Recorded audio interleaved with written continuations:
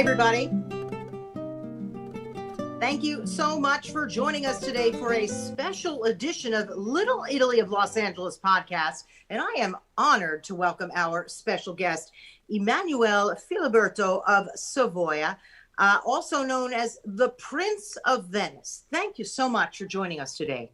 Hello to everyone. It's a pleasure and an honor to be in your podcast. And Absolutely. To speak to all our Italian friends, and not only Italian, American friends, through the Little Italy podcast. Absolutely. So much for us to talk about. You've got a wonderful charity that we're going to be talking about, the Savoy Foundation. So we'll be talking about that, talking about your family from Italy. You're also, you were born in Switzerland, and also talking about some of your business ventures here right in Los Angeles, the Prince of Venice food truck, the coolest thing ever, and also your upcoming restaurant that I think you're going to be opening next month right near UCLA, the Prince of Venice restaurant, correct? Yes, this is correct. I will open after 3 years of fantastic success with the Prince of Venice food truck, where we were serving fresh handmade pastas in the streets of Los Angeles. We decided to create and to start a brick and mortar restaurant, we found a wonderful location in Westwood on Broxton Avenue, 1091 Broxton Avenue, just next to UCLA Medical, and I'm super happy that I think we'll be able to start around the 10th of November. That's extraordinary. But let's talk a little bit about your truck and back it up a little bit, because weren't you out in downtown LA having a great time and you wanted something to eat and you went to some food trucks thinking, these aren't really so great. I'm going to start one myself. Tell me how it started. It's not exactly like this. It was not downtown. It was at Paramount Studios. Oh. And it was for a big event, and I arrived with a friend of mine. And 4 years ago in Europe, we didn't have all this knowledge about food trucks. And I see suddenly plenty of wonderful food trucks, wonderful colors, and I see, wow, it's super cool, this way of eating through trucks, and you can have whatever you want, and it's great. So I was looking around, and with my friend said, you know what, I would like to eat pasta. I'm sure we'll be able to find a good food truck that has pasta. So I looked over and I saw some very nice food trucks, but with sushi, hot dogs, and burgers, ramen, and all those things. So I said, there's no Italian food truck. So I said to my friend, okay, you know what? I'll do one. So I came back home and I thought about it, and I said, yeah, it could be a great idea to make a pasta food truck. But then I realized that, you need to serve very quickly for the food truck. So if I would do a normal pasta takes, with hard grain, it takes 10 minutes to cook, or you do pre-cook and it's never good. So I said, no, you know what? I will do like a fresh handmade pasta, which cooks very quickly. So I designed the truck with a pasta machine, and then we started end of 2016. And we had a wonderful menu from truffle pasta to bolognese, to pesto, to norma, to shells and shrimps and all those things. And we had a really great success. People spoke a lot about it, a lot of followers, and so this lasted, it was 3 years ago. And then I took my time to find the right location to do my brick and mortar restaurant, because the idea, more than doing a restaurant, is after to do a chain and go into franchising or opening other places. Oh. My concept is not a sit-down restaurant. I think today people, and also with COVID, they want to eat in a fast way. I like the fast casual way. I want to create really an Italian ambience, like in our bars in Italy. So where you go in, you see a display with Roman style pizzas, with arancinis, with lasagnas, with salads. So everything will be already made. Just need to heat. Just the pasta will be made at the moment. So you will be able to eat fresh handmade pasta, but also pizza al taglio, arancini, lasagne, tiramisu, pasta salad, rice salad, really like an Italian bar. So this I like. And the one wonderful thing is that I have a patio, internal patio in my restaurant of more than 1,000 square feet. So this, you know, Oh, for wow. COVID time is something great. So I can sit down with all the distancing we need, more than 30 people outside, and also I will do some little events, like to have some musician come, young people or artists. I really want that this address, 1091 Broxton Avenue, becomes something really cool for the neighborhood and not only. It's extraordinary. I know where it is. It's close to my home. I'm predicting lines out the door because we don't have anything like that. You know, not much, certainly not in Westwood. So, and you've got a terrific clientele there with the college. You know, it's a great vibe. Go ahead. We never know what will happen with. I'm very stressed. You know, I really wanted to do this, even because a lot of people told me, you know, COVID, it's a difficult moment. But I think it's in difficult moments that good ideas come.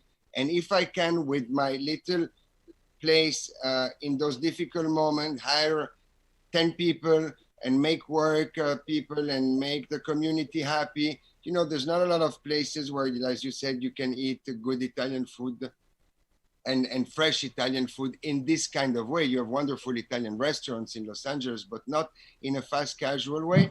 So, you know, I'm happy to do it, but I'm a bit stressed because I don't know if, what about the pandemic, what will happen. I just now finished watching the president of France saying that France will be shut down again now, total lockdown from Friday.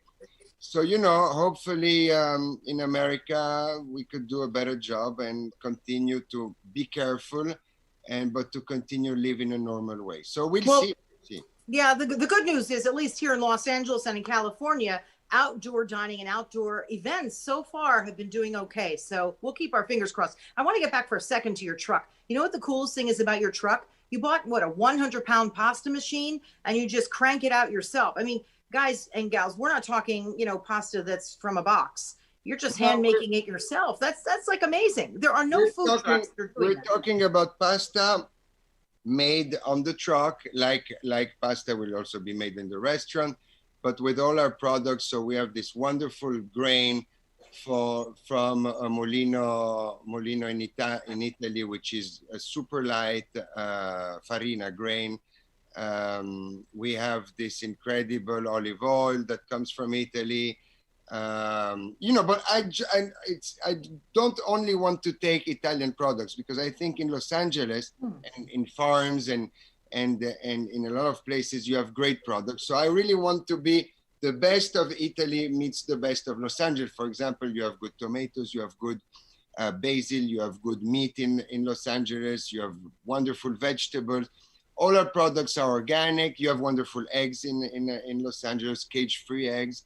So what I can buy in America, I'll buy in America. What I can bring from Italy, which I think is better, like olive oil, like truffles, like flour. Yeah, flour, I think you say, grain flour. I bring it from Italy. But yeah, so everything is controlled. You're eating something that, like our grandmothers could do. Speaking of your grandmother, your grandparents, what a great segue. Thank you for that.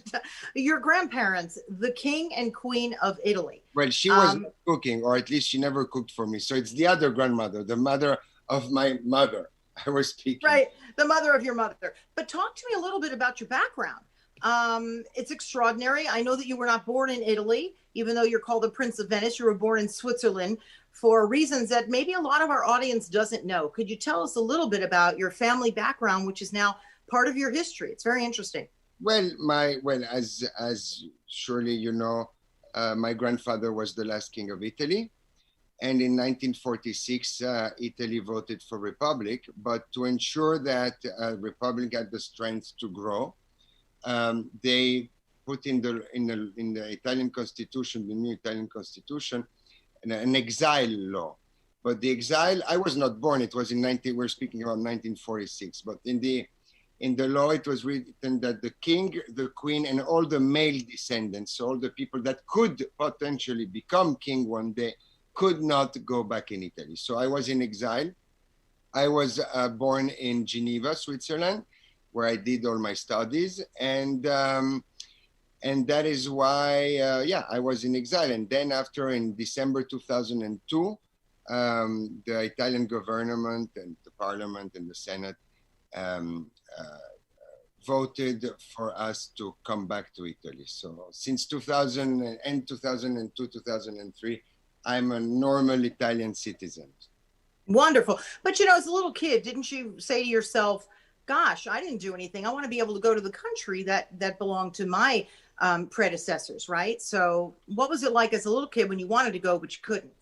Well, this is true. You know, it was very difficult to understand why all this, and why a little kid of 10 years old, or 7 years old, before it was difficult to understand, could not enter in his country. You know, a lot of Italians used to come to my house in Switzerland.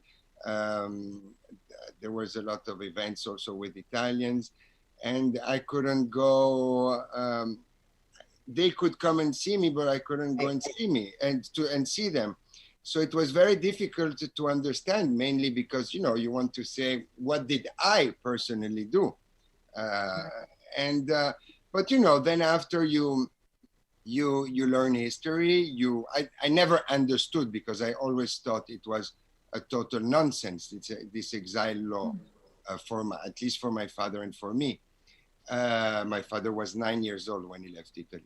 So, but then, you know, you get habituated. And I cannot say I had a terrible exile or a difficult exile. You know, there are people that need to leave their countries because of war or because of prejudice, and which go into other country with no money, no friends, and have to redo a life. I had a golden exile, as I can say. I went to a wonderful college. I had the love of my parents. I had the friends, but still something was missing, and the missing part was my country.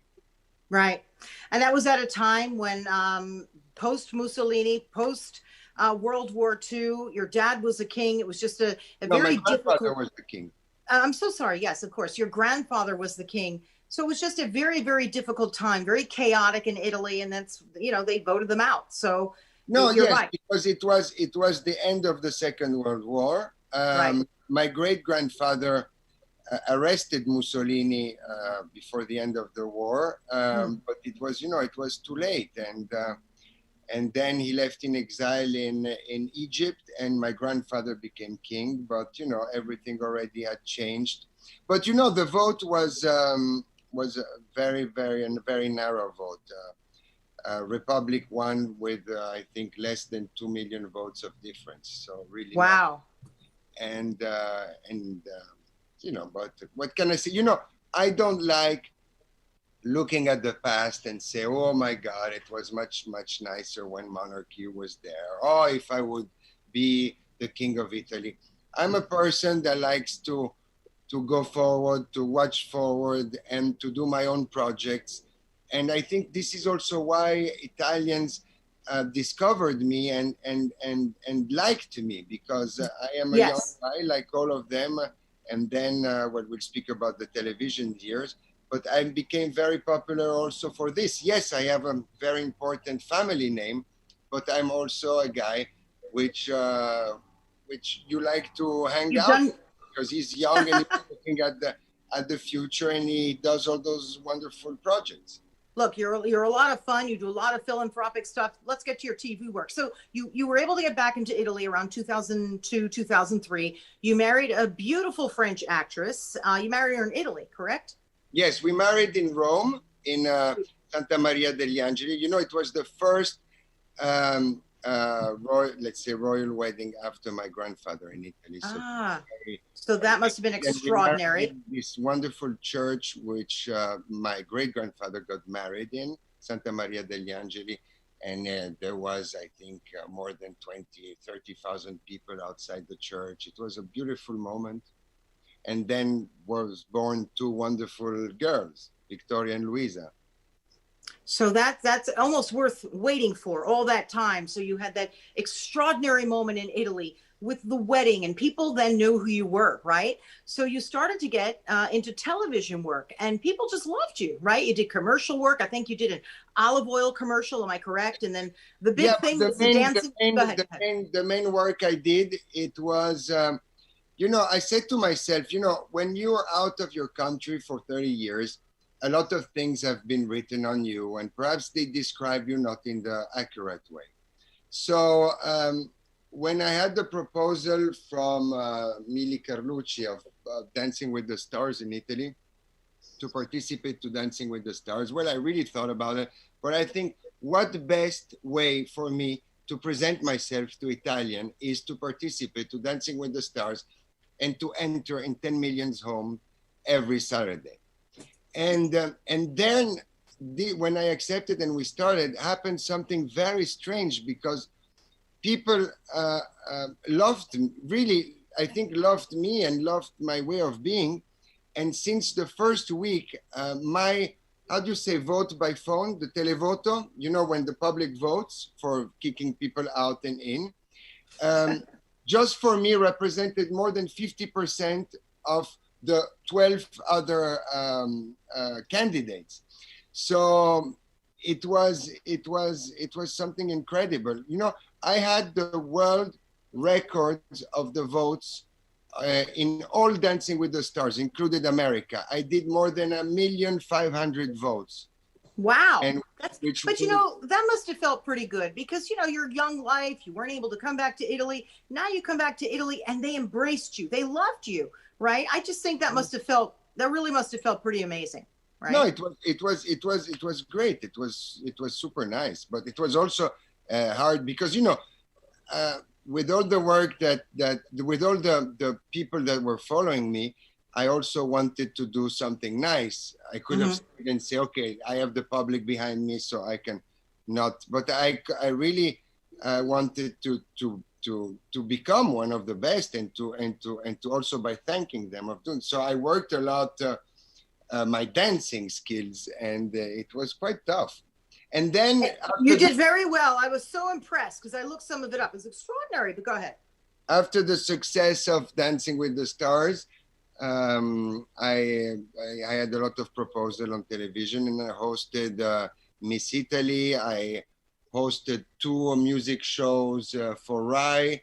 Then I hosted the European version of Amazing Race. Then I did some, I created also some TV formats. So yeah, I did something like 5, 6, 7, well, yeah, 5, 6 years of TV.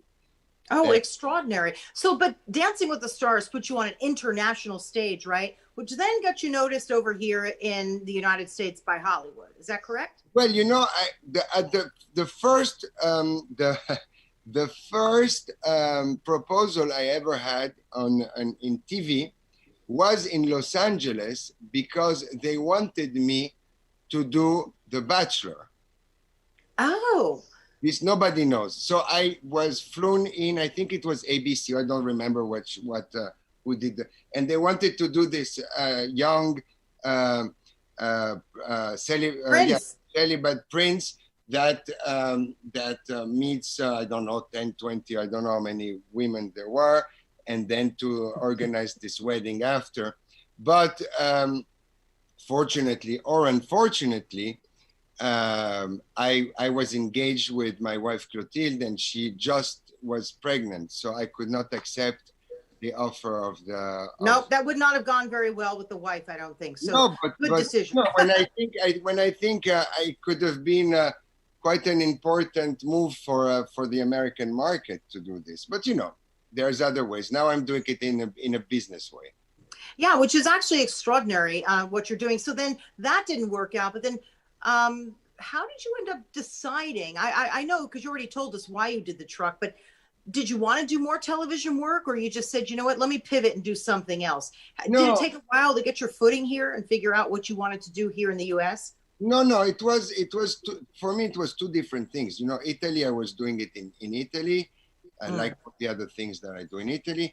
and when I came here, I found, you know, this idea, and I thought it was a great idea. So I started my business here. You know, I always think that you must follow and try to follow your dreams and your ideas. And on 100 ideas, perhaps one will work, but it will be the good one. So if you can, you should really do whatever you think and you have in your mind, because if it stays in your mind, it can never succeed. If you give the opportunity to do it and to have a concrete thing, perhaps it will be the success. So, you know, I did it, and I followed what I thought was a good idea, and it seemed to be a great idea. Let's talk about the Savoy Foundation, which is what it's called here in the States. In fact, you've raised money for a very, very dear friend of mine, Bruno Serrate, with the Caterina's Club. He feeds literally thousands of kids who are, you know, impoverished a day, not a week, but a day, which is pretty incredible, because we also do quite a lot of fundraising for him ourselves. So I was so excited to hear that you work with him, but you work with all sorts of folks here, right? Tell us a little bit about the foundation. Yes, well, Bruno is someone I really love, and he's doing an incredible job. He fed more than, he gave pasta to more than 1 million people, I think, already. People in need. He feeds, like you say, thousands a day. He also provides shelters for people in need, and he's doing it with his heart and his memory of his mother, which was called Caterina. So he's a great guy, and really I can't thank him enough of what he's doing. So I was very happy with the Savoy Foundation to help him. So now it's the second year that we raised some money for him, and we're very happy to do. But the Savoy Foundation in America is also very active in New York, where we raised money for the New York Funding to provide summer camps to young people in need, or people that doesn't have the same chance that we have. We also have 2 scholarships that we're doing with the Savoy Foundation.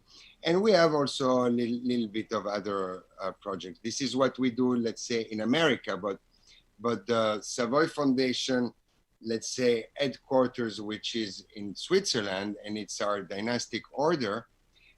We are very active in Italy with more than 21 delegations in all the regions of Italy, where we do things. We raise money for cancer, we raise money for young people, we raise money for a lot of different projects in all regions in Italy, and we are also in 18 different countries around the world. For example, in Brazil, we do we have a project for therapy with horses for handicapped people. In Japan, we have an educational program.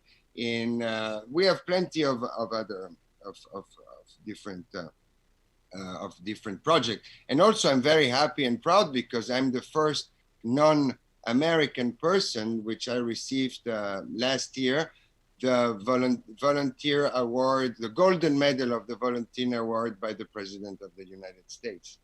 Extraordinary. Absolutely. And of course, you appeared at our Little Italy of Los Angeles fundraiser last year over at the San Antonio Winery, which is where our dear friend Joe Buscaino gave me also a wonderful, not an award, but a riconoscimento of the city of Los Angeles. So extraordinary. You know, I'm really happy to be here and to have friends like this, and this is great. I really feel at home, and you know, there's so many Italians, and that's also why I fully support also Joe's ideas of doing a Little Italy project, which I went to see in San Pedro with him, and a Little Italy project in Los Angeles. You know, we're a lot of Italians, and I think it would be wonderful to have our Little Italy. You know, I was living in New York when Little Italy was something big. Now Little Italy became Chinatown. You mean you're talking over in New York, or are you talking downtown LA? No, I was living in New York, downtown in New York. We had an apartment, and I was very young, and the Little Italy in New York for me was the only way to know Italy, because I was in exile. So I can imagine in Los Angeles with all the expats or the second or third generation, having a little Italy would be something wonderful, because they would feel closer of their home country. Well, it's extraordinary. It's authentic. And, you know, we launched it last year, just before COVID. So, but they're working very hard. They've got lots of plans of what we're going to be doing. I know. Joe's keeping me posted of everything. So it's wonderful. And I'm very happy and proud of it. So where do you spend your time? You're born in Switzerland. You're loved in Italy, New York, Los Angeles. Where do you call home, or do you consider everywhere your home, really? It's the plane, my home. The plane. I love that. Well, so home for me is Italy, but I travel a lot. I come very often in America. My daughters go to school in France, so I travel a lot. But it's always wonderful also to travel. I feel I'm very sad in this moment where we cannot travel anymore and we cannot meet or greet or hug people, because we Italians are very... Oh, the hugging is the worst. Very typical Italians. We have to blow a kiss from across the room. Very difficult. So talk to us a little bit about, because we're almost kind of done with our podcast, which has been great talking to you, but it's next month that you're planning to open, right? The restaurant. And also the truck right now isn't really out there, right? Because of COVID, you're really not on the streets with the truck. Do you know when you're going to put that back out there? With the truck, there's not a lot of foot traffic for the moment. Yeah. And we're concentrating a lot on the restaurant. So my chef and everyone are working and do the testing in the restaurant. So the food truck for the moment is stopped, but we'll continue very soon. And the restaurants we are waiting for 2 more inspections, because everything is very long, but very well done, but very long in Los Angeles. So we're waiting for building and security inspection, and then the health inspection. So hopefully I'm ready. Hopefully by November 10th, we'll be able to open. I won't do a grand opening because COVID does not allow. But bummer. Everyone will be able to come and to feel in Italy. And the best way to follow everything is on our website, which is princeofvenice.us, www.princeofvenice.us. You have our menu, you have everything. Right, and also on Instagram, where you have all the photos of what you cook, which is extraordinary. And you do cook, right? I don't think you necessarily cook all day in the truck or at the restaurant, but you enjoy cooking, you told me.